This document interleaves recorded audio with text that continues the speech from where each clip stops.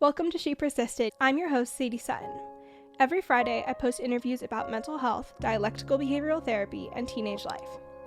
These episodes break down my mental health journey, teach skills to help you cope with life, and showcase testimonials from individuals, including teens just like you. Whether you've struggled yourself or just want to improve your mental fitness, this podcast is your inspiration to live a life you love and keep persisting. This week on She Persisted. When your parents sign you over to this school, they sign over guardianship. It's 51% of custody, so they can make all decisions on your behalf.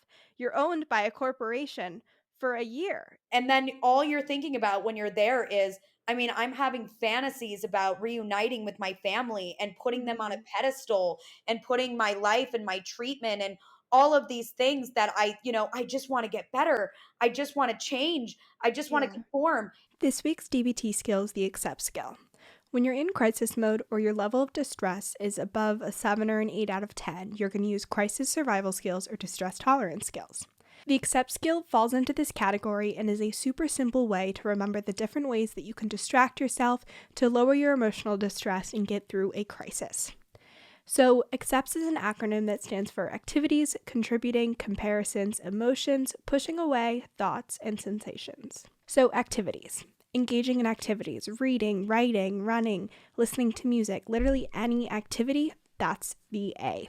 Contributing. This is doing something for someone else, whether you are doing a favor for them, community service, volunteering, helping a friend through something, going and helping someone move in their house. These things take your mind off your current emotions. Comparisons. This is comparing your current emotional state to a different point in your life, whether this was yesterday, an hour ago, last week, really just juxtaposing what you're currently feeling with another state of emotions to kind of put in perspective what's going on.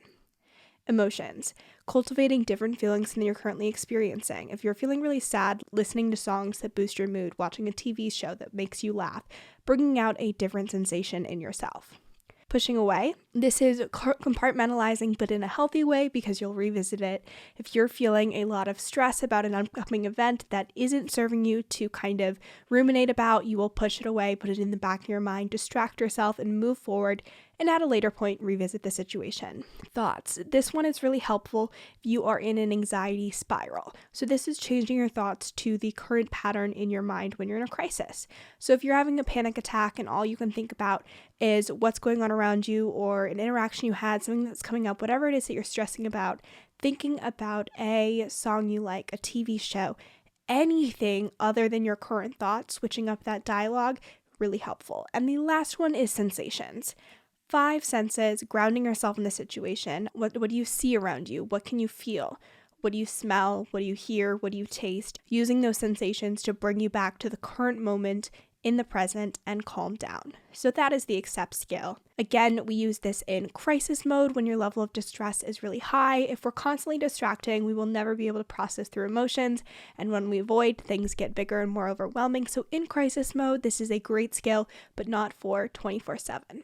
Hello everyone, and welcome back to another episode of She Persisted. This is a good one. You guys are not ready. Such an amazing episode. So before we dive into that, what's been going on? I was on TV this week. I did my first ever TV interview on my local ABC 7 news channel. I will link it in today's show notes if you want to watch it. It was like the most surreal, crazy experience. I talked about my podcast in my story for Mental Health Awareness Month, which is May, and it was just crazy. It was live. I was sweating so much. I was so nervous. Definitely used some skills in that moment, but it was just the most crazy, amazing, exciting experience. I also got my driver's license this week, which I know it's taken me so long to do, but I got it, and that was really exciting. And jumping right into Q&As this week. My first question that I got was, can you please talk about how you deal with trick? So I'm going to link an episode for you in the description about exposure therapy and OCD. So trichotillomania is an anxiety disorder, and below that it's kind of a branch of OCD. It's an obsessive behavior, and it's a compulsion that's done. And so that episode breaks down this philosophy in way more detail. So to kind of wrap that up and give you a more succinct answer, the first thing is awareness. Because it's a compulsive behavior, it's not something that I always notice. I have observed that it's really linked to my stress levels and how my mental health is doing. So if I'm more anxious, I'm more depressed, I notice that I struggle with trick more. And if you don't know what trick is, it stands for trichotillomania, and it's compulsive hair pulling. Had to explain that. But yeah, so when my mental health is struggling, I notice that trick flares up. And so the first thing is bringing awareness to the behavior. If you're doing it subconsciously, it's really hard to change behaviors if you don't even realize that they're going on. So really just trying to be aware of when that's happening. That's the first thing. The next thing is to do a little bit of exposure therapy. When you notice that you're engaging in that behavior, resisting in that compulsion for as long as possible, whether that's 5 seconds, 30 seconds, a minute, an hour, as long as possible. And as you build that muscle of coping, you'll be able to improve your ability to resist the urge to hair pull. Another tip I want to give is recognizing hair pulling as a compulsion from the OCD perspective. OCD is a mental disorder, and your brain is sending you faulty communications. It's telling you that there's a threat. It's telling you that there's something going on. You're compulsively doing a behavior to satisfy some emotional need when that isn't necessarily factual or true. So if you can recognize when you're having an anxious thought or when you're having the compulsion and kind of saying to yourself, this is my OCD right now. This is my brain telling me that something is a threat when it's not actually happening. And this is emotionally distressing when I'm feeling is totally valid. And these thoughts are not factual. Kind of breaking up that loop in your head can be really helpful in breaking that cycle. And then the last tip I'll give is there are these little fidget balls. I don't really know how to explain them, but they have lots of like strings on them that you can like pull. If you know the game Ogosport, it's like those balls. I'm gonna link one in the description for you because I don't know what they're called, but they really do mimic the sensation of hair pulling. You could pull out every single string in the ball if you wanted to, or you can just kind of like tug at them.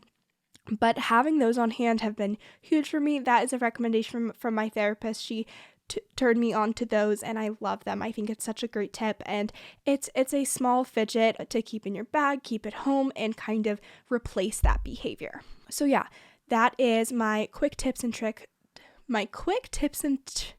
oh my god, this is a tongue twister. That is my quick tips and oh my god, this is so hard. This is my quick tips and tricks for trick.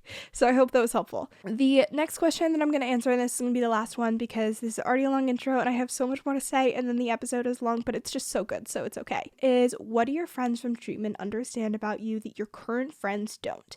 This is spot on for this week's episode because Sydney, who's a guest this week, and I completely connected, and our experiences, hers were way more physically and emotionally traumatic, way more unethical in treatment, but the feelings of isolation and being in that experience for a year plus at a time is something that the average teen or friend wouldn't understand. And so I think there are so many parts of that industry and having navigated that people don't get unless you've been through it, unless you've been in treatment for months on end and isolated and all of these different things that are super unethical, not normal, and again, that the average teen doesn't experience. Like, I could never explain that fully to my friends. I don't think they could ever fully understand it, and there's that huge gap. And I'm totally okay with that because my friends at home, my friends at school, my current friends, like you outlined, the need that they serve is not to help me process through my treatment or to understand my treatment or validate me in that. They're there to be a support system and make me laugh. And I'm there to do the same for them and have healthy, strong relationships and people to hang out with and navigate high school with. And so I think there is that huge difference in understanding. It's like I lived a different life that these other people get, but I don't feel like it's a loss in my current relationships because the need there is different. The role that they're encompassing is completely different, if that makes any sense at all. I hope that makes sense, but that is something that my friends from treatment get, is just how bizarre that whole year was. The emotions, the thoughts, the healing that is involved after that my current friends don't get. So with that being said, this week's episode is an amazing sit-down discussion with a woman named Sydney Montana. We dive into a bunch of detail about her experience at Cross Creek, which was a treatment facility in Utah. So I want to give some education before this episode. I want to give some disclaimers. Anything talking about the troubled teen industry does come with some legal red tape, as I've learned. But guys, I talked to a lawyer. So disclaimers. This discussion that Sydney and I have is all opinion-based. The goal of this is to not come at anyone, whether it's Cross Creek or certain individuals. These are opinions, and the goal of this episode is really to raise the question of what can we do to shift this industry? How can we make treatment more ethical, effective, and evidence-based and compassionate for teens?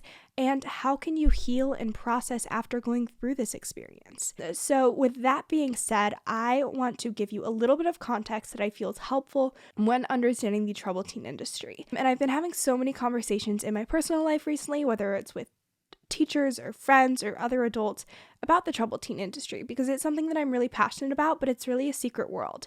Unless you've been in treatment or you know someone close to you that's been in treatment in the troubled teen industry, you wouldn't know it exists.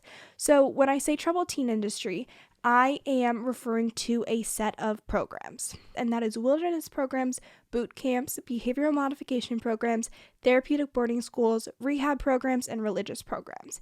And I am sure that within each of these realms, within each of these little subsets, there are ethical programs. I'm sure there are amazing treatment providers and doctors and people have had great experiences. Broadly, that's the umbrella that is referred to as the troubled teen industry, and I will link a bunch of information and resources about it below so you can learn more. But those are the types of programs that I'm referring to. And the troubled teen industry is a completely, again, different industry than the normal treatment industry. I've talked so many times about my positive experience at 3 East McLean Hospital, which I'll also link in the description, which was a residential program. So there are lots of great options for treatments for teens. I had an amazing individual, Evan Haynes, on the podcast. I think it was 2 weeks ago. They offer teen addiction treatment. I'll link that below. There are so many great resources for teen treatment. The realm where it becomes problematic and unethical is what's been deemed the troubled teen industry. That is something that is developed completely separately from this other industry of ethical programs. And you can hear about this in so much more detail in the episode with Evan, which I'll link below because it's just a crazy, interesting story. But there was a cult in the 1950s called Synanon, and they used these super harsh behavioral modification techniques. Lots of verbal attacks and abuse. And from that came a bunch of different programs of people that really latched onto this idea. They found it effective. They wanted to create similar programs after it got shut down.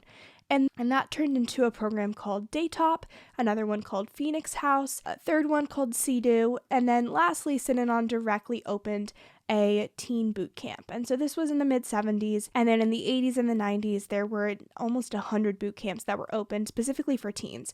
So going back to these programs that I just mentioned, Daytop was opened in 1963, and it was anti-drug programs for teens. And the quote that they used tying it to Synanon is that the founder saw possibilities in Synanon, and directly from Daytop developed something called Elon School, and that's from 1970 to the present, and that is a main program that uses the boxing ring and physical fighting for therapy. So going back to Synanon, the second program that I mentioned was called Phoenix House. That opened in 1967 and is still open today, according to the graphic that I'm using, which I'll link. So if it's not open, at the time of this recording, was not aware of that. And they have 100 sites in 9 states, and they call them residential academics for teens. And from that came a program called The Seed, which was open from 1970 to 2001. And when it was investigated and shut down, they described its methods as brainwashing, and that was in 1974. From The Seed came a program called Straight Inc., and that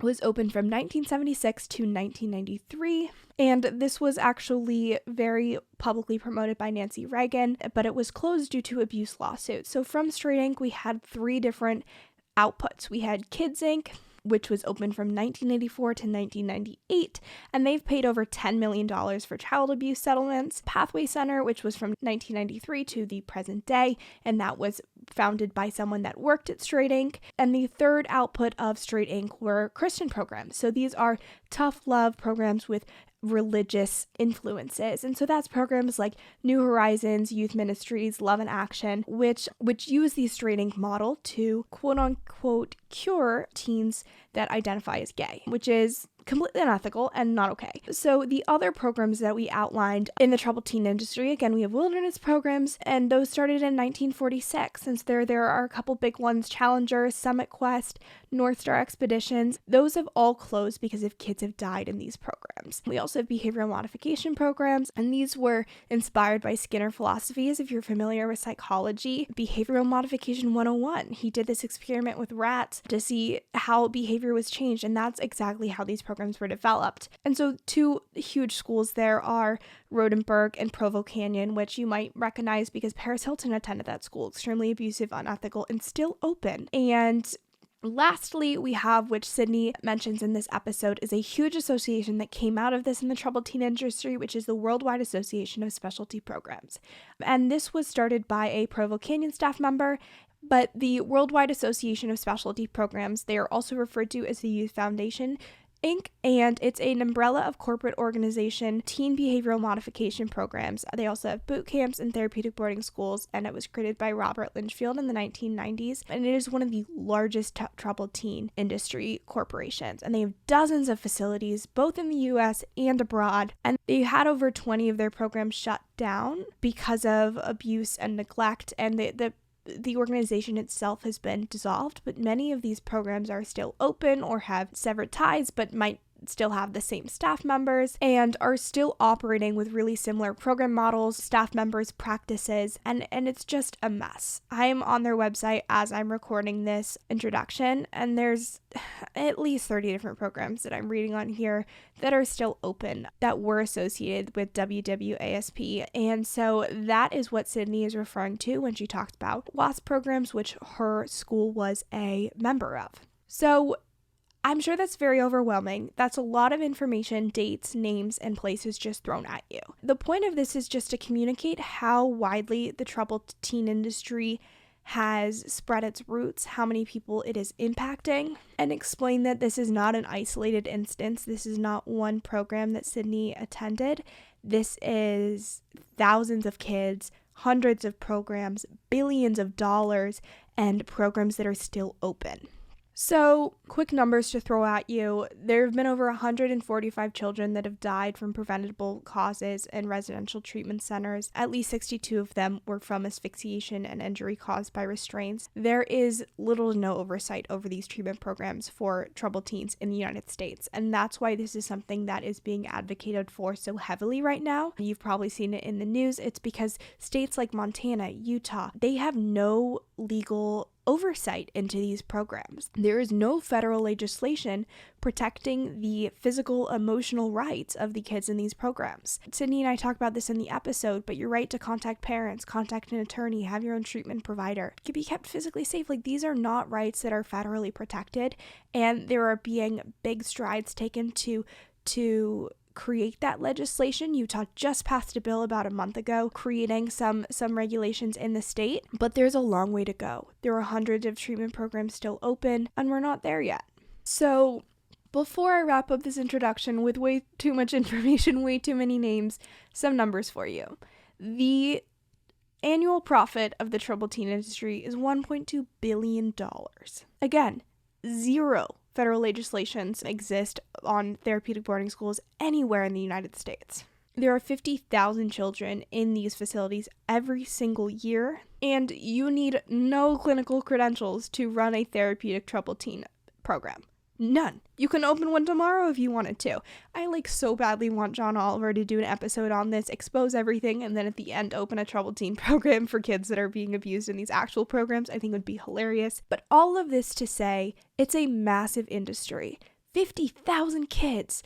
Think about how many staff members are employed by this industry. $1.2 billion, hundreds of programs, over 1,000, just explaining to you the sheer reach of this industry before we dive into this extremely powerful story from Sydney, because it's not an isolated situation. So with that being said, I will link resources on how to find red flags of these programs.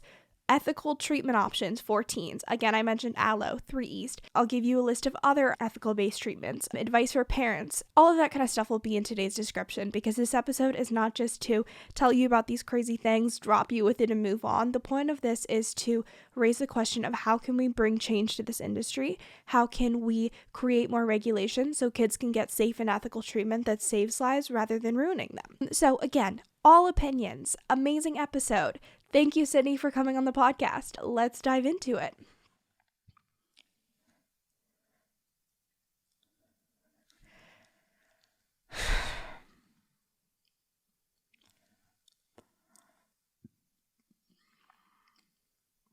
Thank you so much for joining me today. I'm so excited to have you on the show. Thank you. I'm so happy to be Yeah, here. of course. So, can we start by you telling me a little bit about yourself, a little bit about who you are, and kind of your mental health story pre-treatment? Absolutely. So, my name is Sydney. I grew up in downtown Chicago. I have I lived my whole life in the city. So, my whole life was really within a 5-mile radius in downtown. I experienced treatment and interventions with my mental health very early on. I would say around like 6 to 7 years old, I started seeing a therapist because my parents actually thought that I had issues hearing them, but it actually turned out that I just had selective listening, which is kind of interesting. And that Mhm. kind of led me into having some other experiences with group therapy as a very young child as well. And so I really struggled from young age with getting along with my peers, with teachers, with authority figures, with the people in my life that I felt like I had to explain myself to. Yeah, And everything else in my life was seemingly fine. I always had food on the table. I always had, like, I had a seemingly really good yeah. upbringing, especially compared to how my family grew up, which they grew Mhm. up in a very, very different financial and economic circumstance. My parents were never too physically abusive. I feel like as a young kid, they just, I noticed very early on that I experienced depression as well as just kind of feeling like I did not belong at a very, very young Mhm. age, Mhm. and which now I'm starting to identify more in my journey as I'm older as Yeah. kind of having an addictive personality very, very early on. So that's Yeah. kind of how, how things started in Mhm. Chicago. Had twin brothers that were 2 years younger than me. Oh my I'm gosh. actually adopted, so I was adopted at birth, and it's a very fascinating story. I did not know much about my biological family until I was 21 years old. I always Wow. knew that I was adopted. It was something that my parents told me at a very young age, which I kind of commend them for that. I will say, just to start this off, that, as much as I'm very accountable for all of my experiences and behavior in a lot of ways. And I don't want to ever blame my parents or blame my situation on anyone else, because their trauma and their experience and their way of living was what kind of formed their parenting. And Mhm. they did adopt me, and that's amazing. However, I do not ever feel that they had the emotional intelligence or the knowledge or the, like, they never sought out the education to understand what it would be like to adopt a child. Yeah. And I was adopted at birth. I was never in an orphanage. I was never laying on the street. Like, I had that trauma, basically ripped from my mom. I don't remember that. Mhm. And I never really ever wanted to use that as an excuse of anything in my life, because you can't remember those things. And Mhm. Mhm. as I look back and look at my experience growing up, I realize how much that impacted me, and how my parents and their trauma impacted me as well. So after they adopted me, I my parents actually got pregnant with IVF, so they had my twin brothers Mhm. shortly after me, about a year and a half later. So I That was is like less than 2 crazy. years old when, or I guess I was 2 years old when they had my brothers. Oh my And gosh. so it went from me being this only adopted child at a very, very young age to all of a sudden I have twin brothers. And they actually said that very early on. I keep saying that. I had displayed behaviors that were very emotionally triggering for them, such as I would bite my brother's fingers, in which my mom said that I would try to get him to throw up because he had acid reflux. I mean, I doubt a 3-year-old knew that they Yeah. were able to throw up because of acid reflux because I bit his finger. However, I think that that kind of thinking and my parents not understanding the trauma from adoption nor understanding their own trauma impacted the way that I was able to perceive the world at such a young age, and they did not know how to explain that to me. So I always kind of felt like I was this misbehaved child. Yeah, yeah. No, I think there's so many parallels to kind of my experience as well with feeling like you didn't belong or loved in your home environment and then not having that reason to be depressed, which just adds a whole nother layer to accepting what you're going through because you're looking for that one trauma or that one loss, whatever it is, all those questions they ask you to see if you've experienced a big change in your life or why you're depressed and you just don't know what it is. So you're like, there are so many people that are almost like more deserving of being depressed because there's no reason I shouldn't be depressed. I'm so lucky in so many ways, and yet you feel that way, and it's even more overwhelming. So, totally relate to that. Kind of diving into, oh, before I dive into the next thing, I think I wanted to also mention whenever I talk about people's experiences in the troubled teen industry, I always like to mention how much compassion I have, and I'm sure you'll feel the same way I have for parents who've navigated it because this is an industry that's speaking to your pain points. They're saying, I see you, your worst fears come true, which is that your child's in pain and we can help you, we can solve your problems. This is the fix. And many parents, first of all, aren't equipped to navigate that treatment industry and that emotional journey, but they've also not been in that situation to be critical of the different treatment providers and the different people they're interacting with and working with. And so, unless you've been really in that industry, a lot of the times as an adolescent, to have that critical eye and be like, that's a red flag, that's not great, this is not going to end up well for this kid.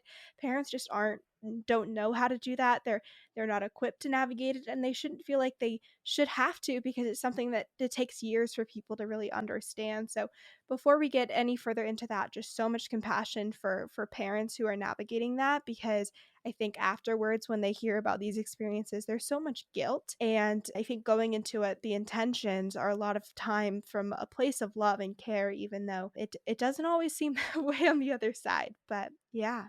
Absolutely. And that's why I also wanted to give that disclaimer Mhm. at the beginning of this because again, I do not think that anyone, I mean, I can't say that for everyone, but I doubt that any parent intentionally wants to torture or traumatize their child in Yeah. any way, shape, or form. And I can explain some of the complexity and how interesting it was navigating this situation and maybe some of the insights as to why parents go in this direction that they do because yeah, it's a Mhm. wild ride and it Yes. is changing so much here in the United States and changing so much state by state. And I've gone through so many different experiences in high schools and obviously programs and troubled teen groups. Mhm. And I've met so many varieties of children and teenagers and adults older than me that have gone through these experiences.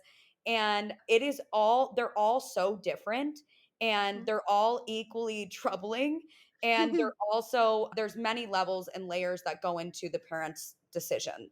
Totally, totally. So, with that being said, let's dive into your experience within the troubled teen industry, kind of diving in first off to your journey to that point and kind of what that was like and getting there, and then diving into that experience when you were actually there.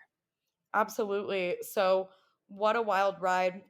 Without giving away my whole book of secrets before the program, I just feel like from the age of 8 years old until 12 and 13 years old, I would consider myself, and I do not like to use this name. I just want to say I was troubled.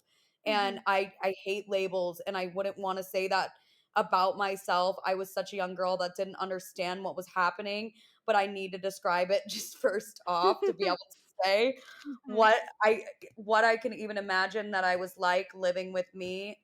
I just had, again, so many issues with being bullied, bullying other children, having displays of things in classrooms where, before I reached high school, I was just constantly acting out for attention from my parents. And, at that time, I remember thinking about, the whole idea of acting out for attention and being like, that's stupid. I'm not looking for attention. But obviously, as a young kid, you cannot process those things.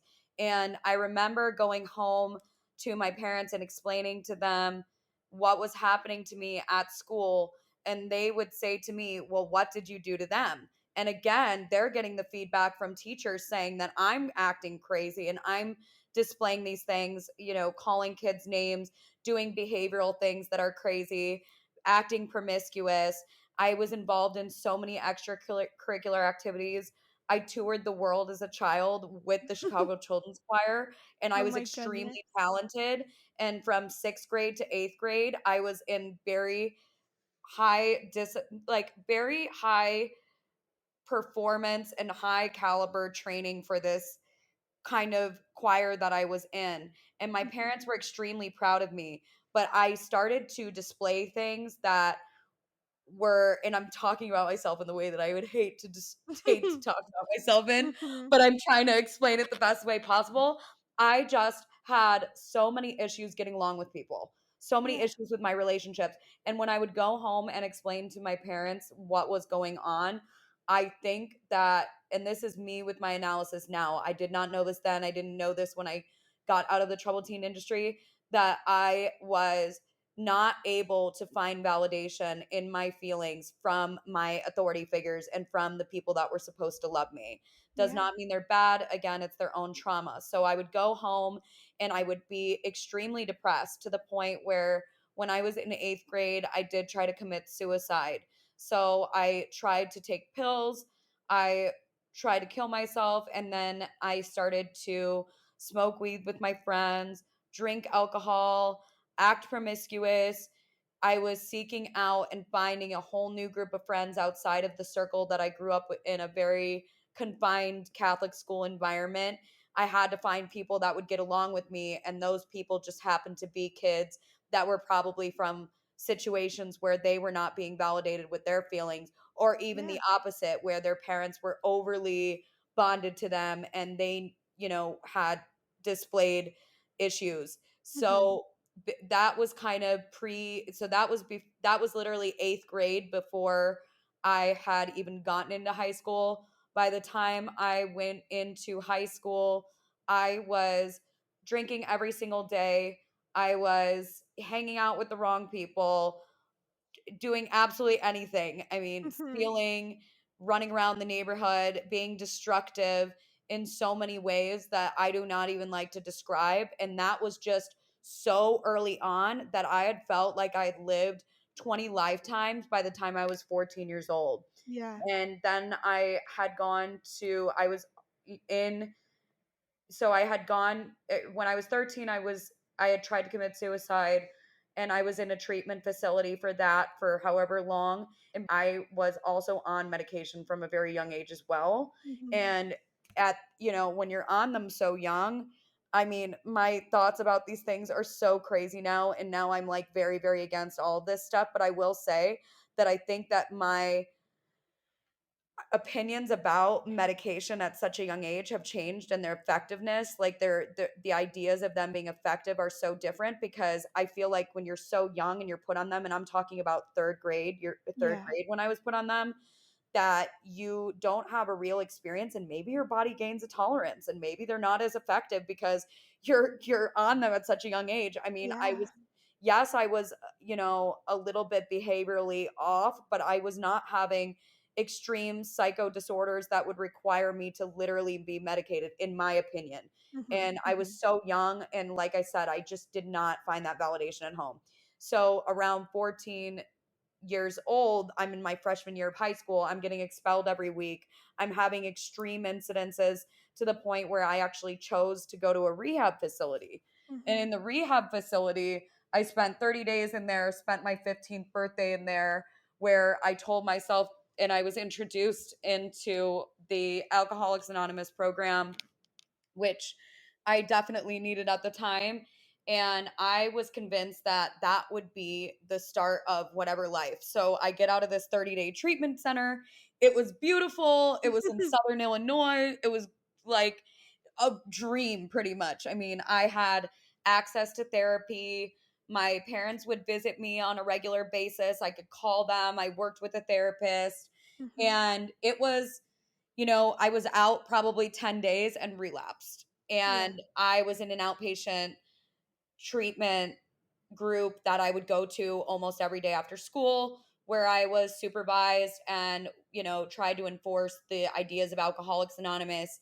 So I probably lasted like I said, like 10 days actually sober Mhm. from anything before, I was literally there for 30 days, shoved back into my normal environment. This week's episode is sponsored by Teen Counseling. I cannot tell you guys how many DMs, texts, emails I get from teens, parents, even friends asking, how can I find a therapist? How can I enroll in therapy? How can I find a therapist for my teen? How do I tell my parents I want to go to therapy? That's why I'm partnering with Teen Counseling. Teen Counseling is an online therapy program with over 14,000 licensed therapists in their network. They offer support on things like depression, anxiety, relationships, trauma, and more, and it's all targeted at teens. They offer text, talk, and video counseling. So no matter what level of support you're looking for, they got you. You're going to go to teencounseling.com/shepersisted. You'll fill out a quick survey about what your goals are for therapy, whether that's improving your mental health during the pandemic, working on your relationship with your parents, improving self-esteem, whatever it is, they'll match you with therapists that fit your needs. You'll enter your information and your parents' information. Your parents will get a super discreet email saying your child is interested in working with a licensed therapist at teencounseling.com.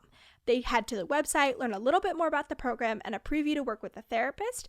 And from there, you can meet with that therapist on a frequency that works for you. This is a great way to dip your toe into the therapy world and get support when you need it without having to go into an office, meet with a therapist, meet with a stranger, and go through all of that for the first time. So you can go to teencounseling.com/shepersisted. Again, that's teencounseling.com/shepersisted to get started today. Yeah. So about a month or two later, after the school had let me back in, I basically, and there's we'll have to do another thing with the another story that happened that's kind of crazy, but I do not want to glamorize any of those situations. But basically, I'm expelled from the school. Eventually, I was arrested. I'm 14 years old, or I Mhm. guess 15 years old, and I basically had this idea in my mind that I don't know what I'm going to do in my life. And I basically failed my freshman year of high school after kind of growing up in this way that I was kind of I had the opportunities and the trajectory to be so successful. And I Yeah. just knew in the back of my mind, like things will change. I'll figure it out. Like Something will happen. Mhm. maybe I'll go and look at programs or other schools to go to. Like I kind of knew that something was off with myself and that I Mhm. needed to find something to change. But at that Yeah. point, I had no idea of anything. So I'm expelled from school. I actually was planning this insane party. This was the thing that I did not want to glamorize, but it Mhm. was like the beginning days of Facebook. I'm planning this party that I'm really excited for. I'm taking money from my mom's wallet. I'm orchestrating alcohol, drugs, and everything else in my neighborhood so that way kids could actually attend a house party while my parents were out at work. And my Oh my plan gosh. was that I would actually clean this up before they got home. And so one day, it's like May 13th, 2008, and Mhm. I am sitting at my computer. I didn't have a phone on the time at the time because it was stolen, but this was like the very beginning days of Facebook and Google, and maybe like I had a sidekick, so maybe I could have Googled something or whatever. My dad comes to my room and he goes, "Hey, we're going to go look at a boarding school." And I'm like, "Okay." I'm like, "Are there cute boys there?" Like I'm like, at that point I'm like, I kind of get it. Like maybe I have to go somewhere. I Yeah. get it. Like it's cool, whatever. And my mind, I remember asking him, I'm like, "Well, what's the name of the school?" Mhm. And he told me that he did not remember. Red flag number 1. Yeah. And what's weird is as smart as I was, I did not catch on at Mhm. all. Like, I just was not catching on. So I remember contemplating to myself, this I'll just say the story as we go because it's funny and not really, but it's like I was gonna put as my Facebook status, like, hey, I'm gonna go and look at a school because my dad said we're gonna fly into Vegas and then we're gonna drive from Vegas to Utah and then I would be back by the next evening. And I thought to myself, well, if I do that, maybe then kids will think that the party is off. So I just Mhm. decided that I would not update my Facebook status because I was like, well, I don't want people to think that my party is off. Yeah. So anyway, that was that night. And then that next day, my dad and I get on a flight to Vegas in which we were both separated on the plane.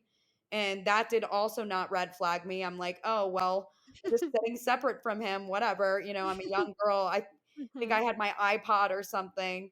And it makes And so much sense though, because I think especially with these situations, which this is what takes so much healing, is your parents are the two, in many cases, two individuals that you look up to more than anyone else. You have so much trust, in a lot of cases, love. You would never expect them to lead you wrong. And they're not intending to do that again in these situations, but you're not looking for red flags. This isn't a stranger that's telling you about a school. It's your parents. And so that's why it's so hard to notice these things. absolutely. So I'm like, I get to the Vegas airport. My dad and I drive from there to Utah, about an hour and a half. And I remember thinking in my head, like, it is really, it's getting towards sunset. Like, what type of school is this? I'm not even asking him details because I just thought we were looking at a random school. And Mhm. this is right in the cusp of this information era where I had access, right? Yeah. Like I said, I didn't have my cell phone on me. I remember Google Earth was around. If I would have gotten an address, I would have looked at the whole thing. Mhm. I just remember that the sun was setting, and that seemed like a peculiar time To for visit a a tour school. of a school. Mhm. And then we're pulling up to, we actually drove past it initially because it did not look like a treatment facility, or I'm sorry, a boarding school. It looked Yeah. kind of like a motel with gates around it. And I was like, what is that? So then we pull back up to the school. I see a person standing on this side of the parking lot, that side of the parking lot. And I walk through these doors into kind of a a little house outside of the building. Mhm. And this woman sits me down and it's literally like 5 seconds and she's like, "Hey, this is Cross Creek. We have this many boys and this many girls and your father's enrolling you tonight." And I remember like the first thing that I said was like I was like, "Oh, you mean like stay the night?" Yeah, And like she a was like, sleepover visit. she no, I knew what she meant. Like Mhm. I knew I was like, "Oh yeah, not sleepover visit." I knew that she was like about to like Oh my do this, gosh. like stay the Mhm. night for a while. Yeah. And she was like, "Yes." And at that point, like I stand up or something and Mhm. those two people from the parking lot come and restrain me. Oh my And god. they grab my arms and they're like, very quickly, they're like, "You could say goodbye to your dad." And I'm just looking at him and he's like, got, this face of horror. And he's like, "There's nothing else I could do." And I'm like, Yeah. oh my gosh, like, are you kidding me? Where the freak am I? Because Mhm. again, I had already been in treatment situations and I was Mhm. like, there is no way that this is anything like whatever I had experienced Yeah. previously. So, So putting in perspective, how long were you given to say goodbye to your dad when he dropped you off? 34 seconds, Yeah. I mean, literally that long, and I refused to hug him. I was like, "I don't Yeah. even know what you're talking about. This is Mhm. crazy." You're like, "It's he'll be here in a second," like, no idea what's going Yeah, on. absolutely. So they start taking me from they're holding both of my arms and pulling me through the gates, in which I did not leave those gates even to go to a dentist appointment for 9 months. Oh my god. So I was literally brought through these gates. And I remember the questions that I asked them from the gates to the room where I was brought to. And I was like, how long am I, like, how long am I going to be here? And they were Mhm. like, minimum 6 months, but that's like a trick, I guess, because Yeah. it's actually minimum a year and it's not actually minimum a year, it's 15 Mhm. months Yeah. minimum, like average. So, and you Mhm. have to earn your way out. So they were like just trying to like get you to calm down kind of Yeah. thing. And I just remember like there was no one warm or welcoming. It was not like in the rehab I had been to, it was not like in outpatient where you're given attention and respect and your questions are answered in a calm way. Like I was being like detained. Yeah, And yeah. so I was And another thing which I also think would be interesting to ask is at this point, do you see any other quote unquote students or patients, whatever you want to call them, at this school? So this was a time, and I wonder if it was because the time that they brought me there, it was probably like later at night, and Mhm. might have done that on purpose. And that was, I did not see the students until they brought me, and you do not see the boys. That's just something they say when they enroll you to get you through Yeah. the door. So I just think that the boys are on a completely separate side. You do not see them. And I was brought into a room with 5 upper level girls. Okay, okay. And so I'm brought into a room where basically they start to kind of wind you, the girls are kind of taught to wind you down.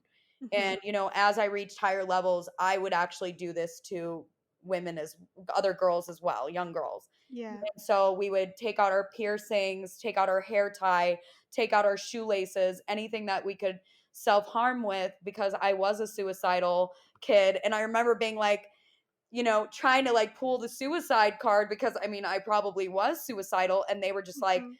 well, good thing that we're taking your shoelaces. They do that. Oh They my treat god. everyone in the same way. Everyone's program might be different because of the way Oh my that they god. treat themselves, but they treat everyone the same way. So basically I was brought into a room, these girls start to, try to calm me down and I'm like, "Where am I?"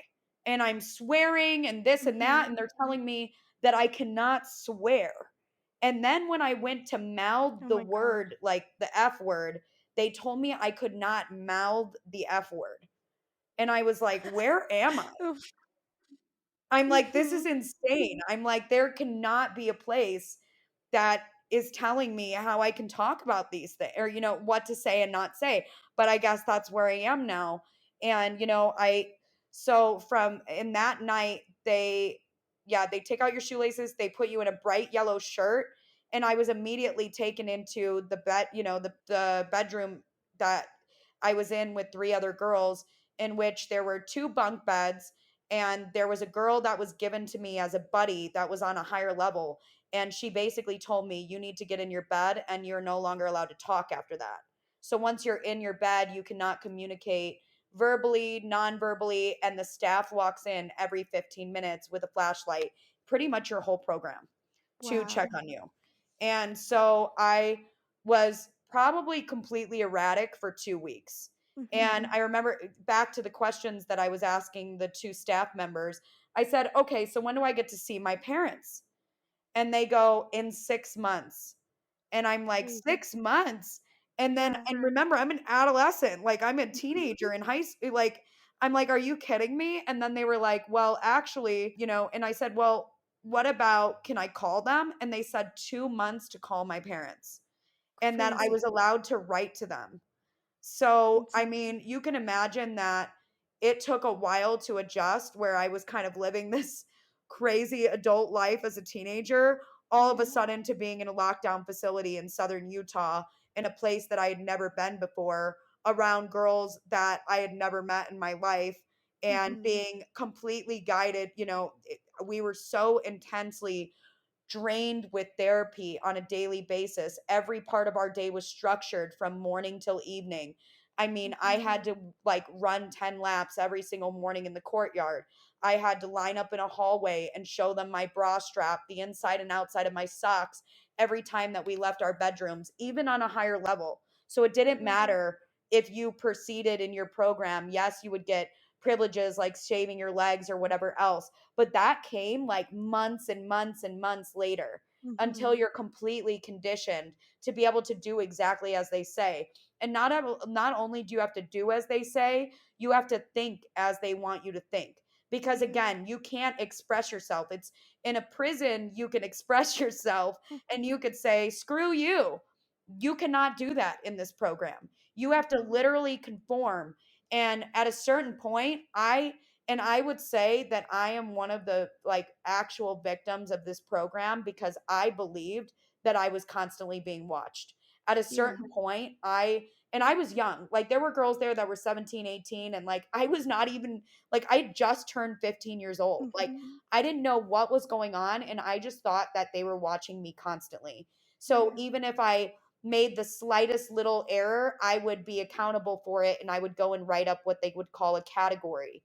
And you're basically on a level system that has points, and your Mhm. staff and yourself are dependent on your program moving forward. And then your group has to vote on your like respectability to be They able did to that at move mine you to the too. next category or Mhm. move you Yep. to the next level. Yeah. It's crazy. It was insane. It was insane to say the least. Like, even to comprehend trying to explain this to the average person, it does not like sound right because as much as Mhm. I do not want to downplay this place at all because this facility, particularly in southern Utah, was one of the parts of the grander association of worldwide specialty programs that owned several programs in the country and around the world that would use the tough love troubled teen Yeah. behavior modification methods that were basically like very torturous and not normal. Yeah. Because it was in the state of Utah, they were able to operate with licenses, being able to take out the ability to act as a psych ward, a Mhm. school, and a rehabilitation center all in one. So they have so if you want to say you want to kill yourself, doesn't matter. If you want to, attempt to kill someone, they're not going to bring you anywhere because Mhm. they're able to operate in the ability that these hospitals and other treatment centers would be able to operate. And there is, I'm not 100% sure, but I'm 98% sure that when your parents sign you over to this school, and I believe that this is very dependent on the state of Utah and a few other states, that they Mhm. sign over guardianship Okay, that because was what they did at my school. The first day, it's 51% of custodies. They can make all decisions on your behalf. You're owned by a corporation for a year. And it's what that does to you, especially if you're already feeling unloved or not good enough. Your parents are selling over and signing over their ownership of you. It's crazy. and then all you're thinking about when you're there is, I mean, I'm having fantasies about reuniting with my family and putting them on a Mhm. pedestal and putting my life and my treatment and all of these things that I just want to get better. I just want to change. I just want to Yeah. conform. And luckily, I mean, luckily, like I'm not trying to say lucky I was brainwashed, but there were some girls there that refused to change And and it's they yeah. lived a very crappy life there. I mean, Oh, I saw yeah. people taken out of school that were I was put on a silence after 4 p.m. for over 3 months, where I was not allowed to Crazy. speak after 4 p.m. I did not say this on Recovery from Reality, and I really wanted to be able to state this here. They actually, at one point, had a mousetrap placed on my leg in a therapy process, trying to explain to me the risk of having premarital sex or sex outside the context of marriage, not like a little mousetrap. I'm talking Yeah. about like a rat trap. Oh Like my a god. loaded rat trap on my leg for an hour. Oh These my people god. used absolutely any tactic that they could to break you down, then build you back up, tell you that they love you. I mean, why is somebody outside of my parents telling Mhm. me that they love me, but then also putting a mousetrap on my leg? Yeah, I mean, it yeah, doesn't make any sense. And I'm in this world where I have absolutely no access to calling my parents, they for the whole time that you're there, they cut you off from anybody but immediate family. So you yeah. are only allowed to talk to your mom and dad. I don't think I've ever had a relationship with my brothers because it was such a prominent time in my teenage years to be in this Mhm. school, and probably my brothers being so close in age, that we basically never repaired or recovered our relationship because I was away for so long and I wasn't allowed Yeah. to have contact with them. It's no, and it makes so much sense, like, all these different things that like why the relationship suffers, why it's so difficult to heal after with your parents and those relationships because you're in these extremely formative years when you need that validation, you need that love, you need to be able to create healthy belief systems and a healthy chosen family and you're not able to do any of these things that are crucial to growing up and becoming a teen and then an adult and building a healthy life for yourself. It's just all completely falsified in some small controlled environment that doesn't transfer to the outside world. So it doesn't even logically make sense what's going on. Absolutely. And these people here, they had perfected this system. I mean, I stress this in RFF or RFR. I feel like I like they had perfected this system so much because they had 20 years of doing Yeah. this where you would hear stories like, for example, we weren't allowed to have stickers. We were Oh not my allowed to have like we only had a spoon for the whole time that we were there when we oh would my eat. god. Like we could not use a fork or a knife. Like Crazy. things that like even if you were on a higher level and you deserved those privileges, you were not really given that because someone else could have access to it. And Mhm. because they're so remote in the middle of nowhere and if someone were to harm themselves or something like that, like they're not able to facilitate help for that. Yeah. So it's I like, a part of me understands that and a part of me is Mhm. just like it's still too crazy. Yeah, yeah. So I wonder, were there any psychologists on staff at this program? So I believe all of the therapists that were there were licensed marriage and family therapists Mhm. and they were all men. So I'm with all Yeah. women with all men that are therapists and they basically control your entire life. They control your program. I was Mhm. dropped all of my levels after 6 months for picking at a pimple on my face because he told me that I was trying to self-harm. Oh my god. Crazy. Yes. Insane. It was a Um, and after that, I don't think that I was ever the same again in that program or probably in my life because I was yeah. terrified. Like, I was Yeah. terrified. I felt so misunderstood, like there was nowhere to go, nowhere to seek any help. Like, you can't go up to staff and vent to them if it's not in an open time, and if you only get 2 hours a day that are, 1 hour here and 1 hour there, to talk to people or talk to staff, you don't really have that outlet. And you're Mhm. so controlled and so many people are monitoring you. Even in our meals, we're also like structured. So you would Yeah. have to listen to tapes while you were eating. Oh my god.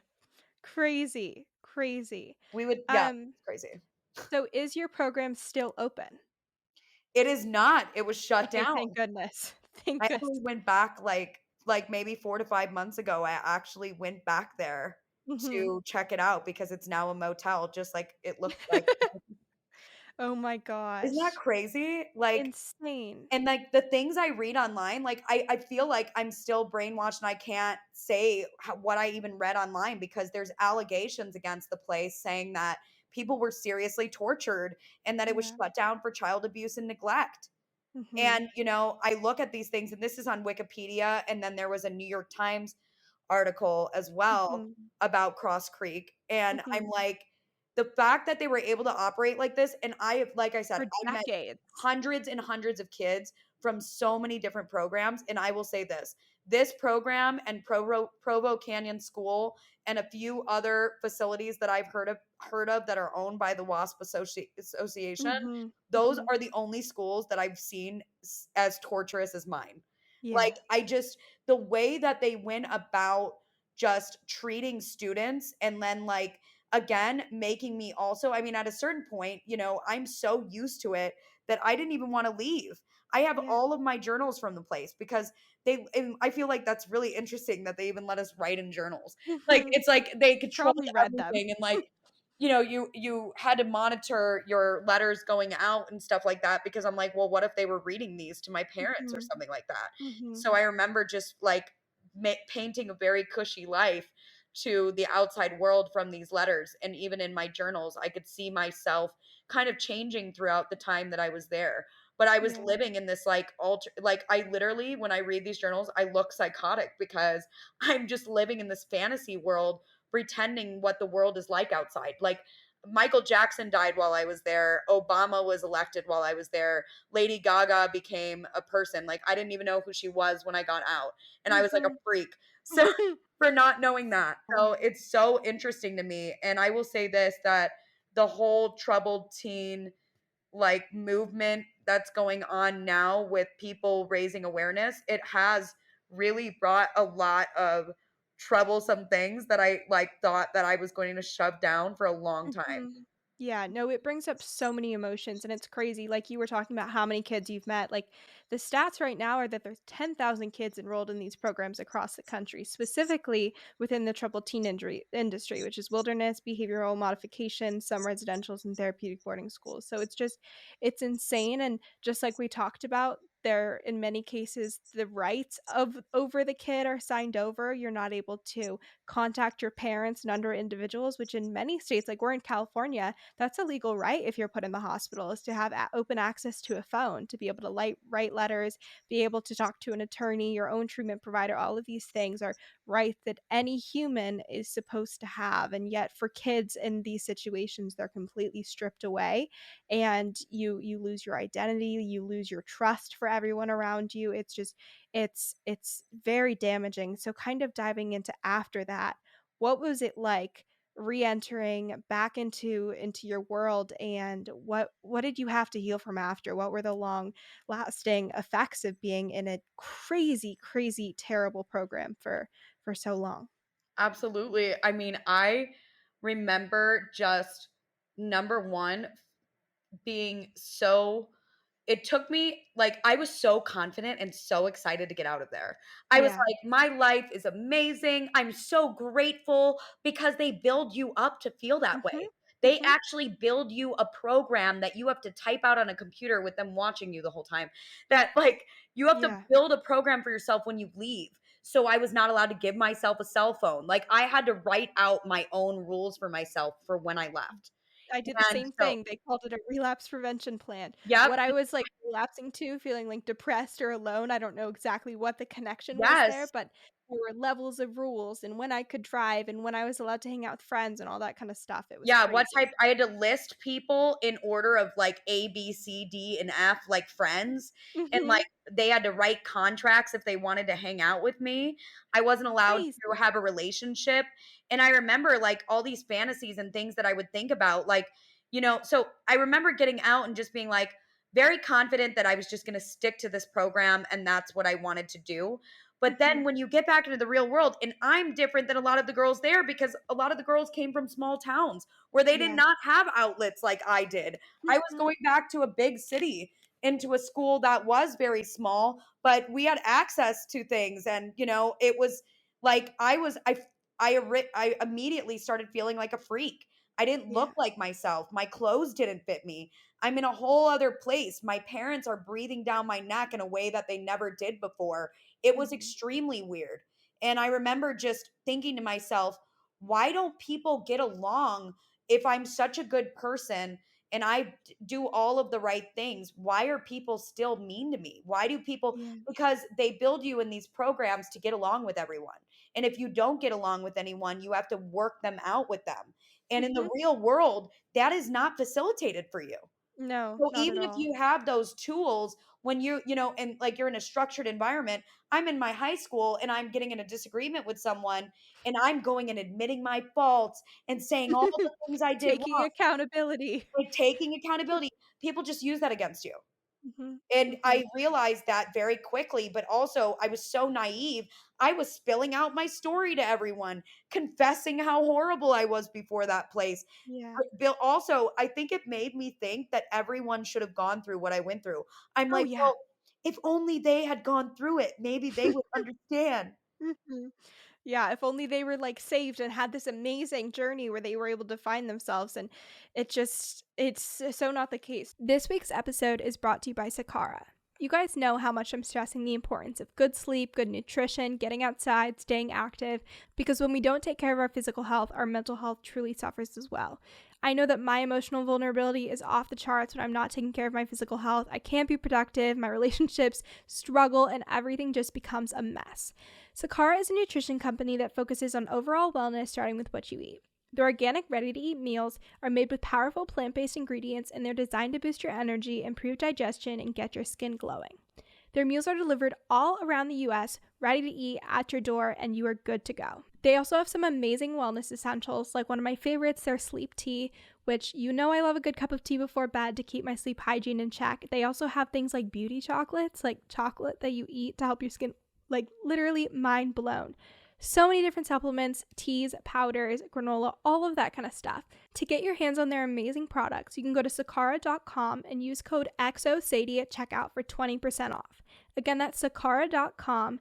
Use code XOSADIE at checkout for 20% off your first order. So at what point were you kind of able to take a step back and you realize, like, whoa, this was not the experience that I was tricked into thinking it was. This was very traumatic, and what was that like? What was that realization like? So I can't even pinpoint the exact like year or time frame afterwards. I just Mhm. know it was a few years later when Facebook groups started to pop up. Yeah. So we started to have like survivor Facebook groups and we Mhm. would relive these experiences. And this is even when the program was still running. And I Mhm. remember that they started to like loosen the rules in the Mhm. program because I mean, think about it. This was before social media. So these places were able to operate. But if you have MySpace and Facebook and all of these things and you Yeah. get out and you're like telling the world, hey, I was in a place that told me that I couldn't go to the bathroom after I ate dinner, like Yeah. you're like, I mean, it's not going to get along very well with the rest of Mhm. humanity. Mhm. So I think what these programs started to do in Cross Creek, they started to kind of like give more, have more Mhm. outings and do more things. And I remember Yeah. seeing that online and being like, well, they should have done that when we were there. But like, it was crazy because I thought to myself so long ago that I wanted to document and really write out these things. Even when I was in that school, I was like, this experience is so unique and I should be writing it down. And yes, I have these journals, but remember, they're more like delusions. Like Yeah. I had all of these things fresh in my mind, the therapy processes, the way that they made me not talk after certain times and put me in certain places and tell me what to do, how to talk, how to act, telling us that we had died and to write our eulogies. If they get picked out of a hat, we have to say our, eulogy in front of people. These Crazy. traumatizing processes that Yeah. through the years you forget about them. And Yeah. but there's some things that you do not forget. And I Mhm. think that also they tell you that like your therapist there will kind of like guide you afterwards. And that Mhm. relationship also fell apart, which I thought he loved me. I thought he was going to come visit me. And these people were Yeah. like my best friends. And you Mhm. really have these insane attachments to the people that were there. And so I had a lot of really interesting experiences, but it was probably like 2 to 3 years later, maybe 3, 4, Mhm. because I Mhm. became an adult and I realized, and only in the past few years was I like, I think that like I no longer can relate to people that have gone through high school. Even people that were troubled, that went through high school, that were kicked out, that something about me doesn't relate with them. Mhm, mhm. It And was just that's a where whole I 'nother started. level of an experience that was completely different, and no, it totally makes sense. It's just it's crazy. I think if you asked anyone to recall every moment of 9 months of their lives, even if it's just a couple hours of every day, because a couple hours was something that was completely unethical and immoral and traumatic, if you no one can recall that much information and describe it to you in detail, especially when they were conditioned to believe it's normal. Our Absolutely. bodies naturally forget things that are normal. I don't remember what I ate for lunch yesterday. If I think about it really hard, maybe I could, but 4 weeks ago, I won't. Like, you don't remember these details because you were told it was normal. It was your day-to-day life, and you're completely in a bubble. It's not like you're talking to anyone else. You remember what your real life is like because you are locked in this situation for months on end, and it's crazy. So, did you kind of reconcile with your parents after this experience, or did you say, I need to take time for myself and process through that? What was that like kind of navigating those family relationships after you realized the effects of this experience? Absolutely. So I was there for 15 months, by the way. So Crazy. I was there 15 months locked down. Not not their 9 months that they had originally said. No, Oh not at my all. god. No, I was there 15 months and I was lucky because Yeah. that was considered a short period of time for this program. And I will say this, I have severe, severe issues with forgiving my parents. but I have Mhm. such severe attachment and abandonment, even at this age that I'm at now, that I won't mention, that I feel like I just I love them so freaking much, and I just don't know why they would put me through this. Yeah. And they Yeah. remember, and I wanna go back to this because we didn't get to touch on this, why parents go through and pick these places, because these places are looking for the parents that are their customer, and their Yeah. customer wants the tough love. They might not know the torturous things that they put us through and whatever else, and by the time your parents put 6 months down cash Mhm. in the program, they're probably gonna start to believe it. And Yeah. they're even Yeah. given conditioned, like, they're given things that are doctrine about, hey, if your child complains of this, they're lying. If they Mhm. say this, don't believe them, it's manipulation. So my parents don't know left from right, and my Yeah. mom has gotten to the point where she can understand a little bit more, but it's, I mean, if these are people that and I, God bless them, Mhm. they are avoidant and dismissive people, they Mhm. are not going to be able to handle the fact that they did anything that was harmful. And I Yeah. have in my group seen people that's parents have completely 180'd and have said, "Oh my gosh, this is awful. I cannot believe you experienced that." Mhm. But if these programs targeted who they wanted, they have a lifelong customer that Yeah. believes in what they had. And And my refers parents, friends and family members and other yes, teens and they recruited them yeah. just as strongly as they recruited me. I'm young, Mhm. I have access to social media, technology, all of these things. My parents do not utilize those resources clearly. I mean, these places have had allegations since the early 2000s, even by Googling them. And Mhm. people had gone to rescue their kids out of these programs it before I even got there. They had Yeah. lawsuits, they had all these things. But if you did not have access to that information, and if you were the customer looking for this type of treatment for your child and you were at a loss of what to do, these are the places, and it did get me to change. Mhm. So, I mean, what can you say?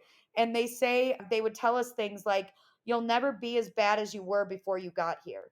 And I Mhm. remember always thinking of that because there's some things that they absolutely taught me, these things about accountability. Like, whether or not people made fun of me, I knew I was doing the right thing. Yeah. Yeah. And I really felt adamant about that. Yes, I experienced a lot of backlash for it, but I did learn a lot of tools that you cannot go back on. I was introduced to, I was more thoroughly introduced into Alcoholics Anonymous and programs and religion while I was within this program that have that planted seeds for who I am now. So Mhm. I'm so, I see people that are just beginning their recovery at an older age, and I'm like, I go, maybe it's my brainwash. I'm like, I wish that you had experienced this younger, because these seeds were planted so early on that I seek out so much assistance all the time. I did Mhm. not just deny my parents. I want to understand them. I want to Yeah. ask questions, but that does not mean that your audience and the people that want to hear this are going to be the same towards that. Totally. No, it's crazy and kind of going back to the fact that these families are customers. Like you mentioned, the school that you attended owned tons of other facilities within the United States. That's a very common thing because it's a corporation that is operating under using these kids as customers and they're making crazy amounts of money. It's just insane and I've had similar experiences with being feeling very lucky for all the skills that I learned from having navigated treatment at a young age and there are so many things that you learn and that I'm glad to have experienced and it's you're also forced to grow up too early. These experiences aren't things that you're meant to navigate at such a young age. You're not supposed to learn how to be truly accountable for all of your past mistakes and actions at 15. Like that's something you learn decades down the line. And so it's you learn these skills, but it's kind of at a loss of your childhood and these moments that you would have had you been at home. And it's a very sad thing to navigate. I think another thing recently that I've been thinking about is a lot of different girls that I've been in contact with who see a lot of the different experiences as very helpful or not as bad, or okay, it's not as bad as these other programs like the one you're talking about. And I think it's interesting. And I've kind of come to the realization that for a lot of these people being taken out of their home environments, they're not suffering as severely or behaviorally the presentation isn't as bad as it was at home. So it's almost better. And when they get back out and they sometimes relapse or go back to those behaviors, this time in their life is immortalized when they weren't engaging in those, when they weren't necessarily suffering as much. And I feel so, I don't know if pity would be the right term because that sounds terrible, but the fact that that was the best time frame when suffering wasn't there, those negative experiences weren't present, and it makes me so sad. And I'm sure a lot of the result of the aftermath and being out of treatment and still struggling is because of the what you learn there, and how you survive these programs by creating these relationships and checking the boxes and being literally brainwashed to what they're trying to tell you. Yeah, I love the way that you just put that because I was listening to a podcast that was talking about young children when they outlash behavior. It's Mhm. actually not the child hating you. It actually means that they feel comfortable enough to display that around you. So Yeah, just like immediately when you said that, I thought of that because when I got to the program, I did not really combat them. I yeah, was like, I'm going to listen because I was not comfortable yeah, around the people that are supposed to care for you and emotionally give to you. Those are the people that you're going to display your biggest troubles with because they're supposed to be the ones to acknowledge those things. mhm, And I agree with you that in some circumstances maybe these places were a safe haven for some people, and there, yeah, you know, there are survivors that say so many different things about this, and I agree with you that it's very interesting, and there are a lot of levels to this and how it mhm, affected people because yeah, I saw girls that were actually, you know, seriously abused. Yes, I had the yeah, mousetrap on my leg, but I also saw people that were eating bugs for attention, that were getting yes, trampled by staff to, you know, restrain them. I mean, mhm, I did not experience that because like I said, I knew almost immediately when I was there. Maybe I was kind of, you know, I would gossip or I would talk about things in a certain way, but I never would really display a huge fight because I was terrified. yeah. No, I remember doing the exact same thing, and that's how you survive it. That's how you are in this situation. And you said that you were changed, and I just wanna coming out of the program, and I wanna go back to that with what you just said. Was it really worth it that you were changed because you lost that comfort and that trust for whether it was your parents or your environment or these staff members? Like, just, is it really worth it I just to lose that? it's so interesting because I'm back in a recovery situation now. I'm not Mhm. in a treatment facility. I just Yeah. have facilitated a program for myself Mhm. and I'm recovering as we speak. Mhm. And I'm a realist. And Yeah. I just I really struggle with accepting this as much Yeah. as I want to. I want to say to Same. myself, you know what? Like this is who I am. I'm so proud of it. Oh my gosh, I've learned so much from this, but I just have such a hard time. And I will be that person to just be realistic and say, I just wish I didn't go through that. Like there were Yeah. so many other layers and things. My parents are not that awful. Why did they choose to do that? I don't get it. You know, Mhm. I do because like I said, the trauma, the complexities that they went through, they they had facilitated their own experience as a child that was very independent from their families and their parents, that they maybe thought that, hey, well, we had to deal with this. Why don't we put this on our kid?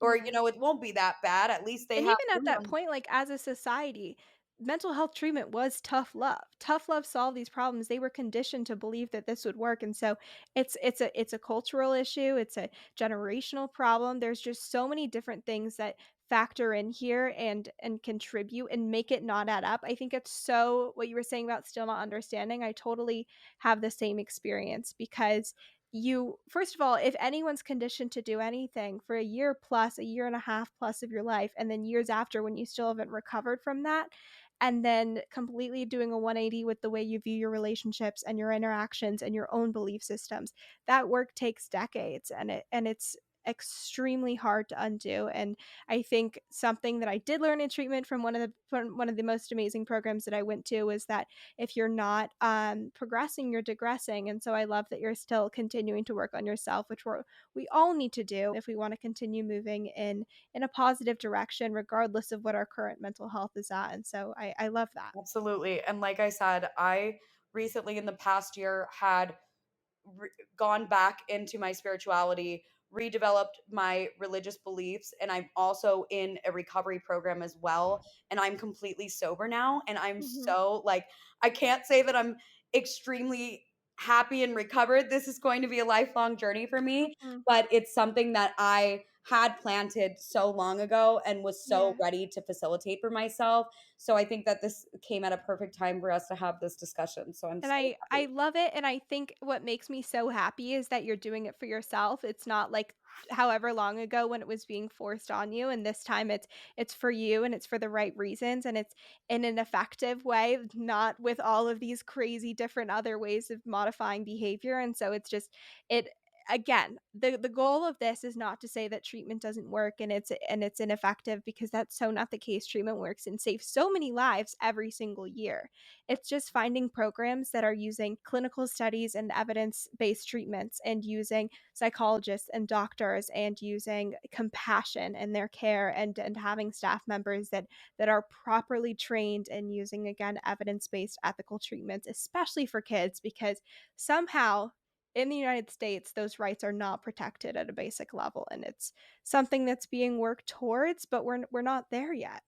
Absolutely. And I think because of the internet, because of the powers we have and knowledge, and these things are coming up now, there is no way that in 50 years, 100 years, these things will persist. Yeah, I don't believe that I completely because agree. it's just not possible that people allow this to stay this Yeah. way. It's Yeah. not. Yes, some things will happen behind closed doors always, but as far as states allowing these places to operate, And selling these services it and will having not a whole happen. industry, no way. It's and I'm so, so glad about that, and I think if there's any takeaway beyond just this super powerful story and being more critical about the way you view these programs, kind of just getting curious with those around you. We mentioned how many people have been impacted by this industry and these experiences. I can almost guarantee that there's someone within your larger community and circle of life that has known someone or navigated this experience themselves, and having that compassion and awareness and curiosity for that experience, because just like you mentioned, if it's not someone that's been through it, having someone that really truly understands is so, so hard, because it's like an alien experience. It's a complete parallel dimension, this secret society within our world, and it's just it's crazy, and it takes years to heal from after. It does, it does. It is such a journey, but there's so much light being shed right now on this, and like I said, the more that s live my life, the more that I meet people that have gone through these places, and Mhm. it is just crazy, and It blows the mind every single time. it's Mhm. crazy, and But yeah. there's so many levels to which people rationalize and accept these places, and it's very interesting and beautiful to see, but I Mhm. do have hope for the way that we take treatment centers, and hopefully I think that some places will start to develop programs and places that really heal and help people. And there are some principles and practices from these places that absolutely work, but they do not need to be sustained for 20 months or a whole Mhm. child's years. I mean, these kids have Without to be able to contact with learn. the outside world, Yeah, you yeah, need to be yeah, able to get what you need and take it and leave and go back to a life and yeah, have the tools in check. And if you are able to facilitate that outside, great. If not, you have to learn just like everyone else in this world. And yeah. in the way that you're able to choose and not be forced. Mhm. Completely 100% agree, and thank you so much for joining me for this episode. So powerful, such an amazing story, and it's just it's very inspiring to hear how much adversity you've gone through and survived and still been able to create a completely positive trajectory from it and build a life that you love, and so thank you. Thank you, Sadie, for Of having me. course. In case you skipped the end, to recap the interview, Sydney and I talked about her childhood experiences of feeling really invalidated, misunderstood, and isolated, and her emotions before she went to treatment. We talked about the extremely traumatic intake process and her early days at Cross Creek and how strict program regulations were. We talked about how horrific these experiences in the troubled teen industry are from her perspective, having been 15 at the time of this experience. We talked about tough love, troubled critical teen and behavioral modification approaches that really does result in emotional, physical abuse of thousands of teens. We talk about why it's so important for teens to get ethical, evidence-based, compassionate treatment because they're at such formative points in their lives. These experiences really do have lasting impacts. We talk about how Sydney transitioned back to life post-treatment, healed from this experience, and lastly, the attachment and abandonment that she still grapples with as a result of those 15 months that she spent at Cross Creek.